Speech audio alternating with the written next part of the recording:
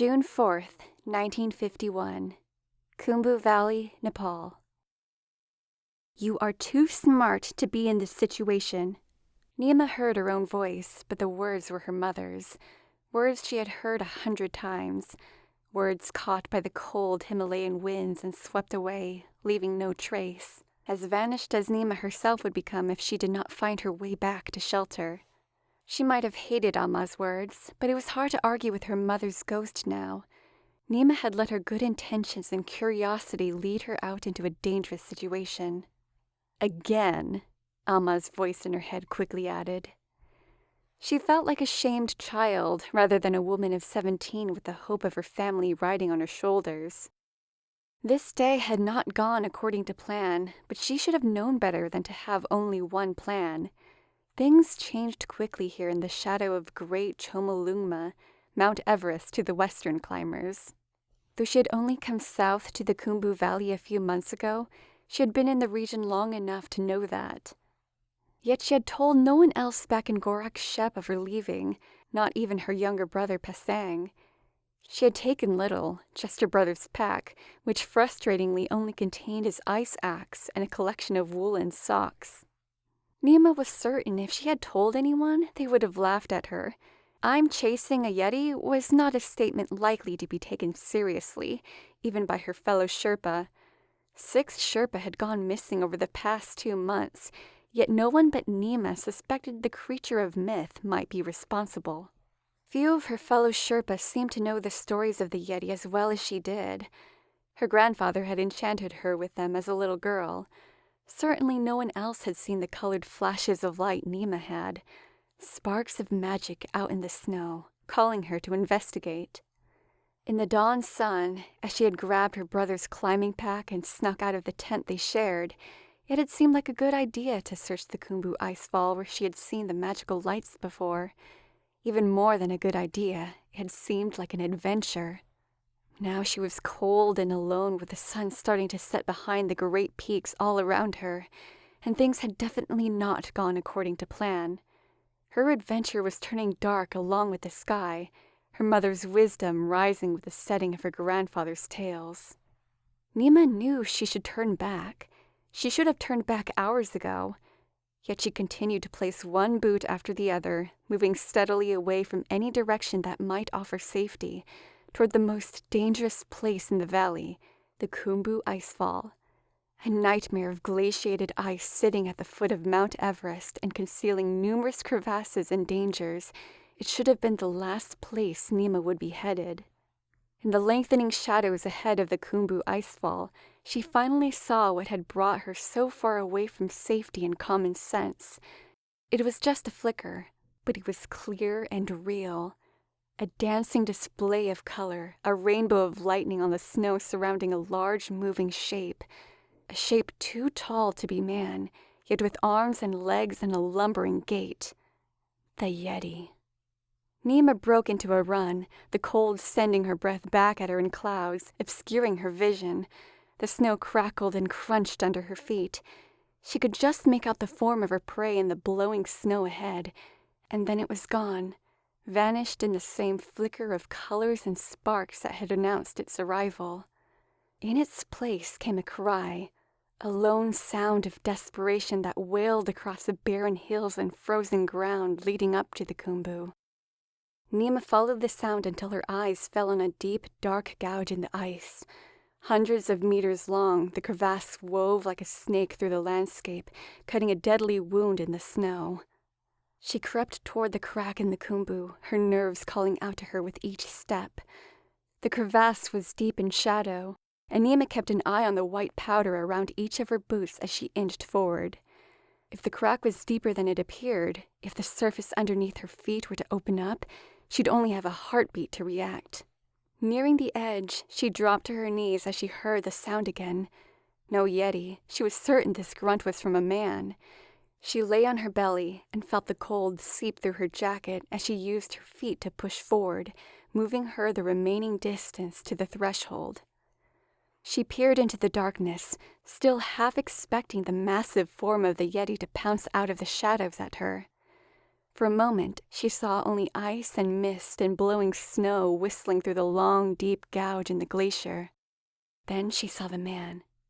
He was head down, hanging from an icy outcropping of at least 10 meters below her with nothing but the black depths of the crevasse underneath him. She couldn't make out any markings on his deep green jacket, but the torn material was higher quality than she was used to seeing. The brown hair that leaked out of his blue cap identified him to Nima as a Westerner.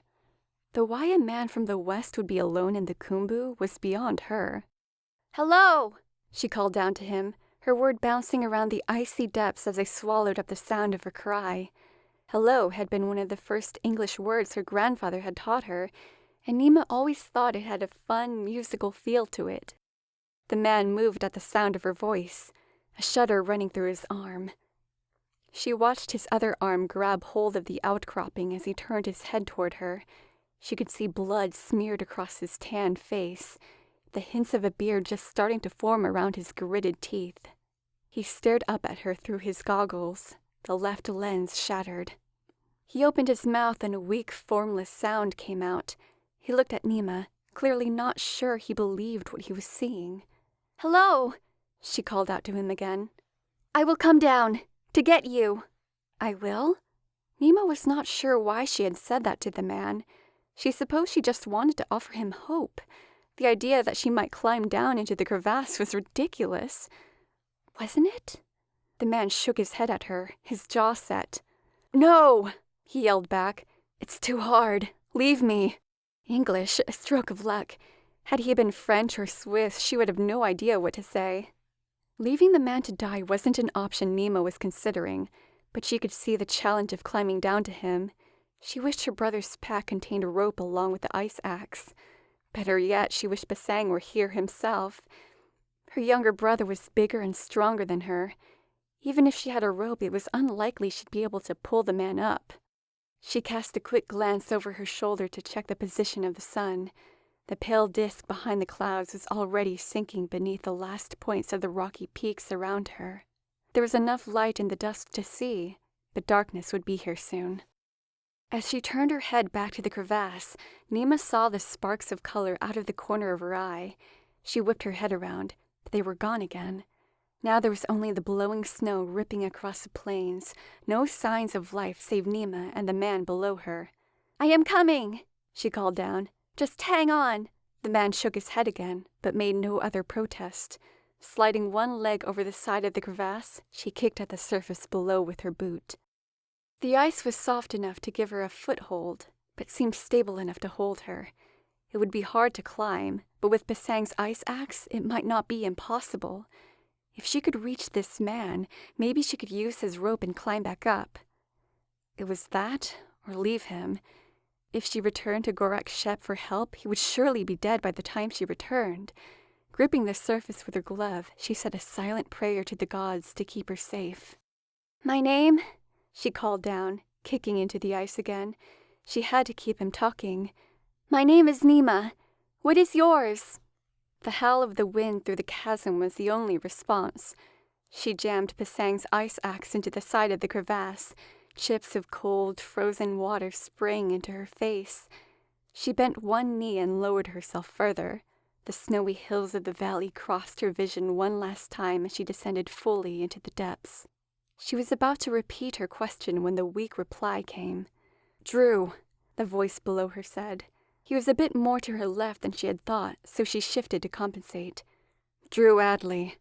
A name was something. He was focusing, listening. She grasped the ice with her torn gloves, wishing again she had brought Basang along. "Why are you here, Drew Adley?" She lowered herself another step, her boots slipping a moment before she found a spot soft enough to kick into. "Are you with the British?" She and Basang had run into a few climbers from England during the summer. There were rumors of another attempt to summit Everest coming, though she had heard conflicting stories of what country would be leading the expedition. "No," he replied. His voice was a bit closer now, a bit stronger. His accent wasn't British, like most of the English she had heard. Perhaps he was American. "I'm here on my own, looking for someone." Nima gritted her teeth, trying not to think about the drop below. There had been 6 missing Sherpa this summer, none of them seen or heard from again, all of them scouting near the Khumbu. They might be below her now, their corpses slowly being ground beneath the onslaught of the glacier. "My client, I mean," Drew's voice continued. His answer had been quick, sounding to Nima like the man wanted to correct something. There was more, her instincts told her. "My client wants me to find her father." She tested another handhold with her left hand, the ice crumbling away in her glove. She froze, feeling her body start to sway towards the opening below her. She tried to her left with her boot, kicking slightly while clinging to her axe with her right hand. Releasing a breath through clenched teeth, Nima kicked into the ice once more. "There," she thought as her heart started beating again. That felt solid. Nima lowered herself further, counting her steps to steady her nerves. "You're a Sherpa? Your English is very good," Drew rasped. His voice was closer now, right under her. She was almost to him. The job was halfway done, and there was a slight hint of light still coming from above her. With any luck, she might be able to reach the man before darkness fell after all. "Taught to me by my grandfather," she replied, jamming the axe in where it stuck solidly. "He traveled the world and—" There was a rustling sound, and she felt a sharp pain as something small and hard impacted with her head.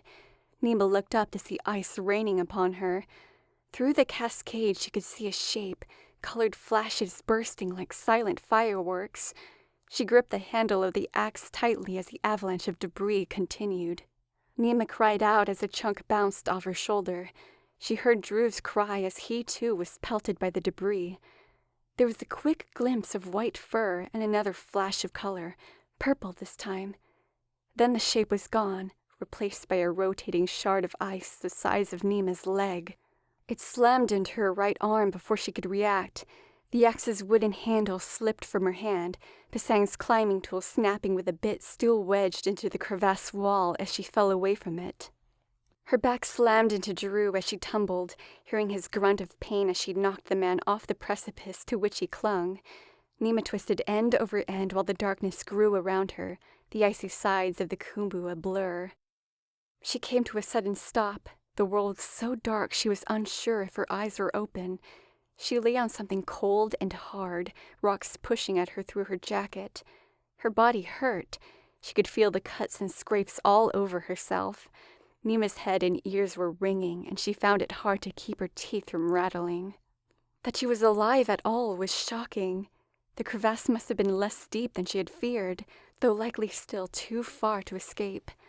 There was a flash of light, bright and yellow. Rather than a magical trail of colors, like she had seen before, this came from the American and the battery-powered torch she held in one shaking hand. "Are you all right?" There was further strain in the man's voice.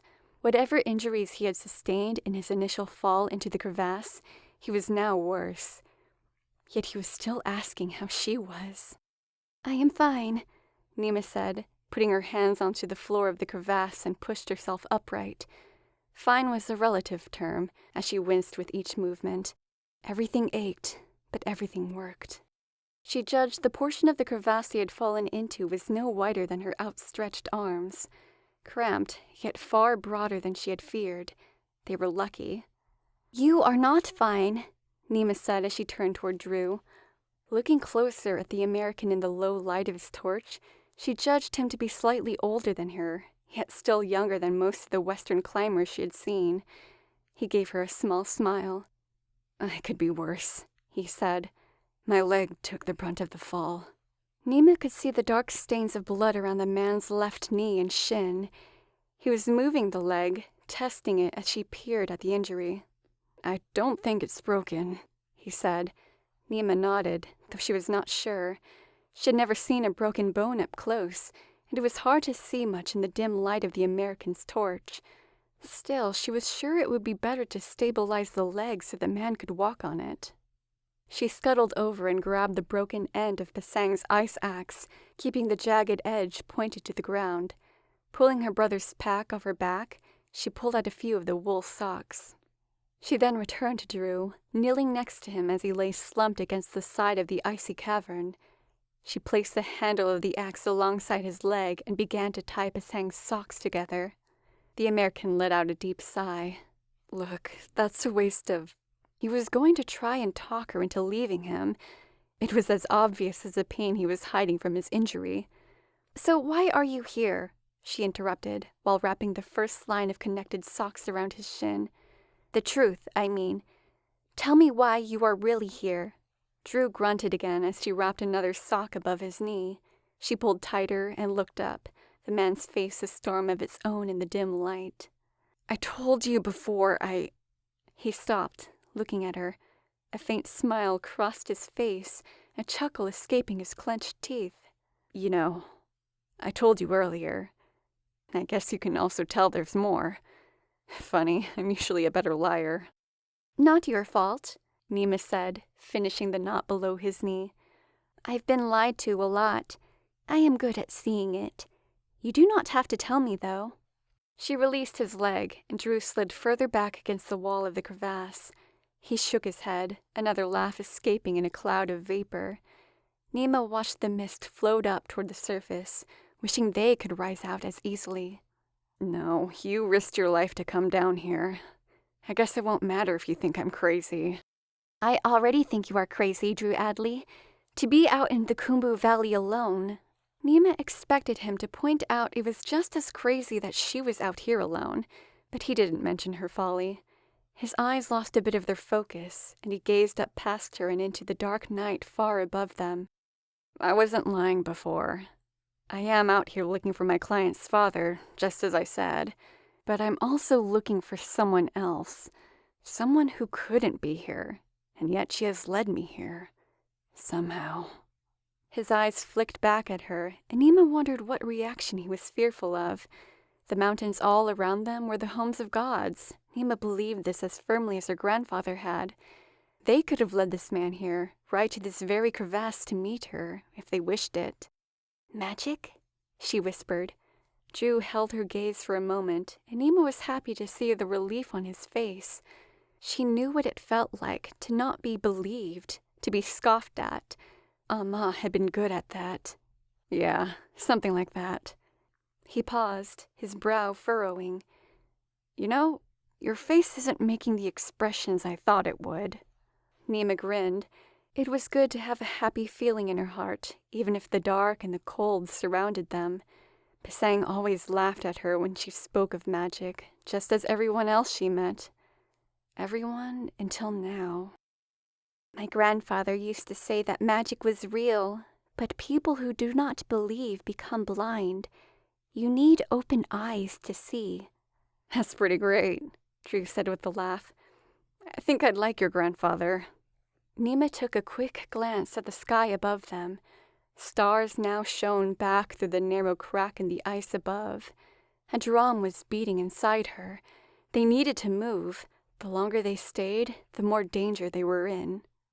Yet the man needed his rest, and there was more. She wanted to hear the rest of his story, the story of magic and strange, far-off places. So who was she, this woman? I met her a year ago in Kathmandu. I was at a low point, lower than this if you can imagine. The war, it went bad for me. Really bad. Nothing made sense anymore. Nima had heard little of the war, mostly talk from the French and English climbers. It sounded awful, but it also seemed so far away. She knew, though, that war could hurt you in ways Nima could not imagine. It seemed Drew had been hurt in such a way, a wound inside him that would not heal. I only knew her for one night, but in that night, she helped me believe again. In myself, in life, in getting up the next day. What happened? Where is she now? I don't know, he said, looking back up into the sky. She vanished. Not that she was gone in the morning. No, I watched her disappear from right in front of me, like dust that had been blown away. She was smiling as she faded. Since then, I've been looking for her, and that led me here. Nima stared at Drew, looking at eyes that seemed older than his skin. Like her, he had known pain, and then heard a call that led him to the same mountains that she now walked among. Nima stood, her heart racing. There was more at work here than just glaciers and missing Sherpa, more even than Yeti and mystical lights. There was something here she needed to do. "Then you cannot die here, Drew Adley. My family needs me, and you need to find this woman. She would not have led you here to die. I would not have been led to you. We fell together for a reason." He looked back at her with a small smile. He didn't laugh, but he didn't move either. "Look, I appreciate that, Nima." He rubbed the back of his neck and gingerly bent his left leg. "Even if I could move, where would we go? We're stuck here with no rope, no way to climb out." Nima grabbed his torch and cast a path of light down the length of the crevasse. Through the shadows, she could see it continued at a level plane until it wound out of sight. "Maybe we cannot climb out," she said, "but we can follow it. Perhaps it leads out. It is death to stay here and good to move." He swiveled his head and looked down one side of the crevasse and then the other. In that moment, he looked more like her father than a young man. He looked defeated, with one bad choice after another behind him. "I don't need your death on my conscience too, Nima," he said, sighing. "I'd only slow you down." Nima shook her head. She might have failed her father, but the gods had brought her to this man, and she was not going to fail him. "You are slowing me down right now." She folded her arms and glared at him. "I am not going to leave you. I am going to yell at you until you move, so let's just skip to the part where you move." Nima strode over to Drew, knelt down, and grabbed the man by the scruff of his collar. She put as much strength and stubbornness in her voice, commanding him, "Get up." Nima's eyes stayed locked on the American's, his fine green jacket bunched up in her fists. She could feel the ache in her back as she hunched over him, the coldness eating at her toes and ears, the fear running through her heart. She allowed none of it to infect her stare. He looked back at her with the same intensity, showing Nima a man who had seen death, known guilt, and wanted to know no more. Finally, Drew's eyes softened. Nima released a small sigh as he smiled. "All right," he said, his voice carrying a weariness that she suspected was deeper than his injuries. "All right, damn you." He put out his hand as she scooted back, and she grasped his fancy climbing gloves with her own cloth-covered hands. She spread her feet for support and pulled Drew to his feet as he grunted. "Strong little thing, aren't you?" he muttered. Nima watched him shift his weight onto his good leg, checking his balance. He seemed stable, as stable as she would have hoped. "In the village, the other kids called me Chendi," Nima said, picking up Drew's torch from where it lay on the ice and shining it down the narrow passage formed by the crevasse. It looked narrow, but appeared passable for as far as she could see. "It means heavy." She offered Drew the torch and motioned for him to walk ahead of her, wanting to keep an eye on him and his balance. With a nod, he accepted the light and took a step forward, keeping one hand on the wall. "Kids can be cruel," Drew said.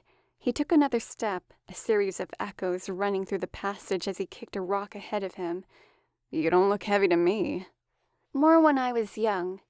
She looked up, the faint light of the moon visible through the crack far above them. "I am less now, but some still say it. I do not care. I think it makes me solid. My brother cannot push me around." She watched as he swayed back and forth ahead of her, sending the light dancing around the tall sides of the crevasse. He dropped to one knee for a moment, then stopped and knelt. One of Drew's hands stayed braced to the wall, while the other trembled as it held the light. Nima rushed to him, concerned by the perspiration visible on the man's forehead. He was pushing himself harder than she realized. His jaw was clenched with the effort to keep her from seeing his pain. There was no point in asking him how much strength he had left. It did not matter. He would go as far as he could. Stopping now would mean their death. The man's face showed Nima he knew it too.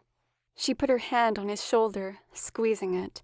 He pulled in a deep breath through his nose, letting it whistle out slowly through his teeth. He gave Nima a nod and threw his arm over her shoulder. "Lean on me," she said. "It may not be much further." He nodded again, and she felt his weight slide against her own. The passage was just wide enough to allow them to move forward in this fashion, but it was only a matter of time before it became too narrow, or Drew became too weak. They shuffled one step and then another. There was no sound except their breathing and the ever-present wind, no thoughts except the cold and the aching of her legs and arms. With each step, the things Nima might lose here tonight started to push into her mind, like the wind blowing open a door. She had allowed herself to focus on Drew, a problem that could be solved, but maybe that was just a trick she was playing on herself. Her father, back in her village, infirm and now hopelessly in debt. She and Pasang had left on a quest to save him. Now she might have only added to his burden. Her little brother was still back in Gorak Shep, now with no one to lead him, no one to tell him everything would be all right. Her own dreams, such as they were, might likely die in this chasm tonight. Dreams of climbing, of finding magic, of being free. The wind continued to blow through the narrow confines of the crevasse, kicking up fresh snow from behind her, whipping her hair into her face. She felt buried, as she and Drew were likely to be. Then, over Drew's shoulder, she saw it. Just for a moment in the darkness ahead of them, a flicker of color, a spark of energy, just for an instant, lighting up the shadows. "Tell me you saw that," she said. "I did," Drew replied, wonder mixing with exhaustion in his voice. "I thought I was imagining it." "Then we both are," she cried, a spark of hope lighting inside her. Why else would the magic show itself here? "Let's find it." She pushed on his back lightly, urging him forward. Drew began to shuffle a little faster. Nima was surprised at the man's ability to ignore the pain his leg must be causing. They pushed toward where they had seen the lights as quickly as the narrow crevasse in their bodies would allow, Nima wondering what they would find. What if it was the Yeti? What would it do? Rounding a corner in the passage, Drew gasped. Nima was right behind him, and her mouth opened at the sight. There, crumpled on the icy ground just in front of the American, was not a Yeti, not a creature of myth and legend. Instead lay a dead Sherpa, his legs twisted and bent. His face stared lifeless up into the sky, ice and snow half covering his body. Next to the man lay a full coil of rope and an ice axe.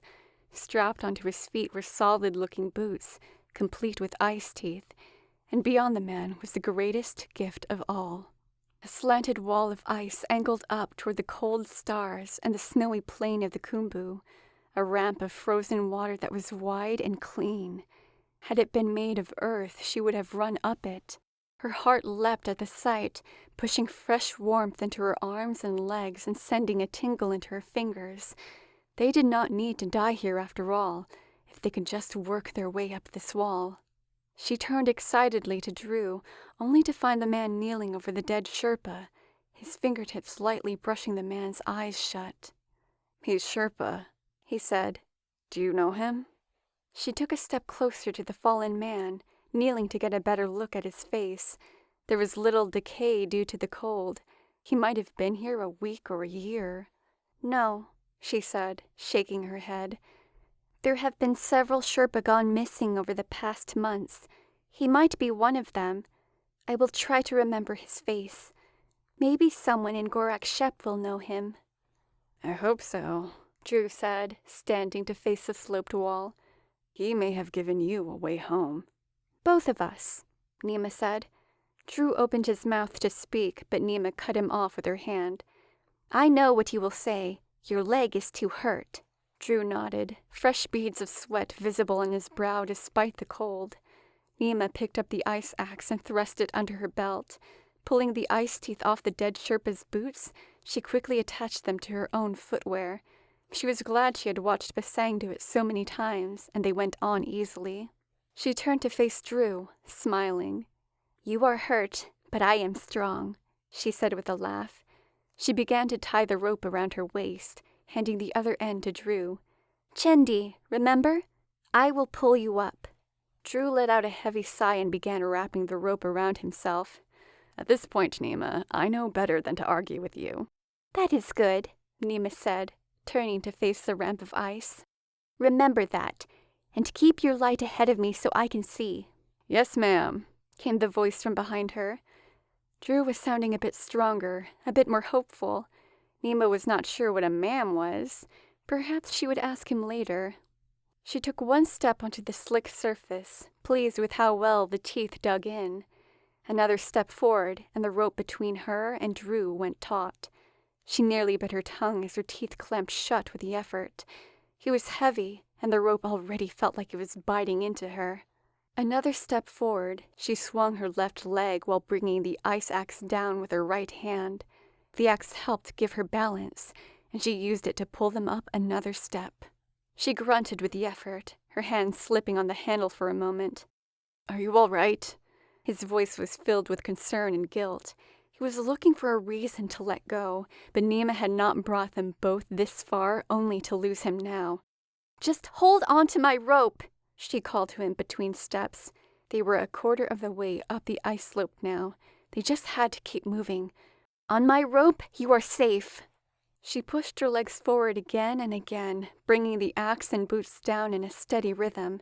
The bobbing light from Drew's torch let her know he was still there. Nima passed what she thought was the halfway point and froze. New colors danced at the corner of her eye, magical sparks of greens and blues. She cast a look over her shoulder, past Drew and back into the crevasse. The Yeti was down there still, somewhere. It had led her to Drew, led her to the dead Sherpa with the gear they now used. Was she supposed to go back? Was there something else she was supposed to do? She felt pressure against her back, Drew somehow having closed the distance between them on his own. "You mentioned a brother," he said gently. She let her weight go for a moment, leaning into Drew and resting her legs. She could still see the wisps of rainbows down below them, calling to her. "Your brother," Drew repeated. "He's waiting for you, right? He needs you. I see those lights down there too. I'll come back here with you if you want. But we have to go now, right?" Above them on the surface was her life, just a few steps away. A life filled with people who needed her, their needs sometimes feeling like a weight on her back. Even as she loved them, the magic below called to her. "Right?" Drew repeated. She held a breath in, then released it. If the magic was here now, it would be here again. She would return to this place, along with Basang if he was willing. Right. She turned her head away from the crevasse and stared back down at her boots. Throwing her right arm forward and digging the axe into the hard, icy surface, she began pulling them forward again.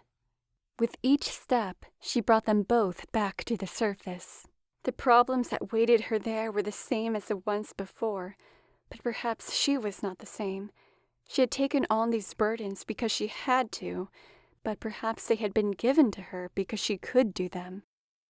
With one final exertion, she pulled herself forward, nearly running up the remainder of the ice ramp.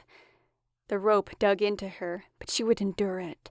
Drew's weight pulled at her, but she was strong enough. The wind and the snow pushed at her, but Nima could not be kept down any longer. Maybe that was the lesson the lights and the mountains had brought her here to teach. Simply that she could.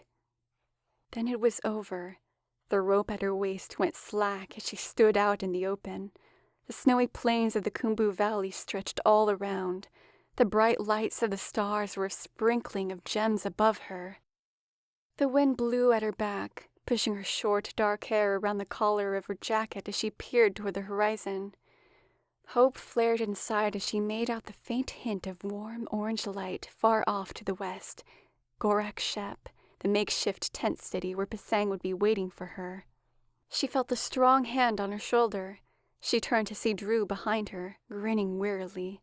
He followed her gaze, questions in his eyes. "Gorak Shep," she said, her voice hoarse. She thought of the tea Dorji would make once she got back, warm liquid to soothe her throat. Probably an hour's walk away. "Good," Drew croaked. "Then let's get hobbling. Once I get my leg looked at tomorrow, you can tell me our next move." Nima looked back at Drew, confusion pulling at her. Surely he would want to continue his search for his mystery woman, or perhaps his brush with death would make him wish to return home. What about his client? Why would I decide his next move? I don't understand. He laughed, the strongest his voice had sounded since she had met him.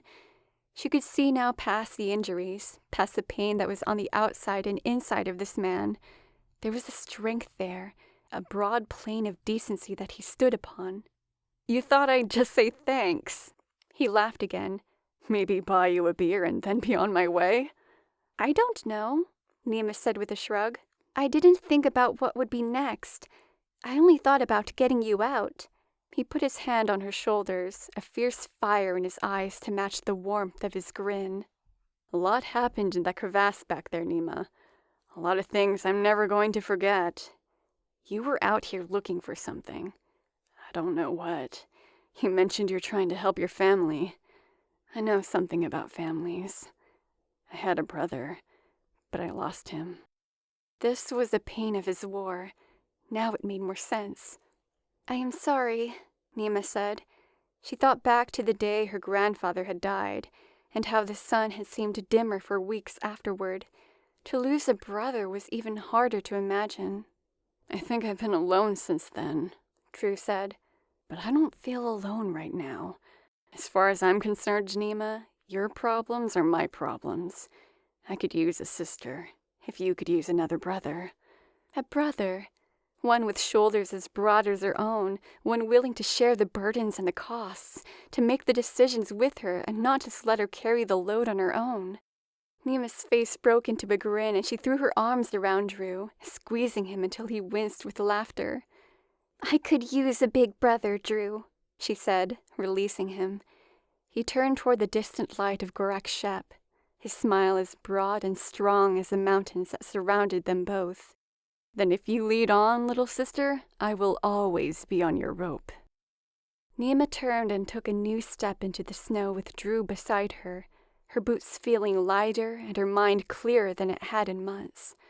Whatever lay ahead, she now knew another walked beside her instead of behind.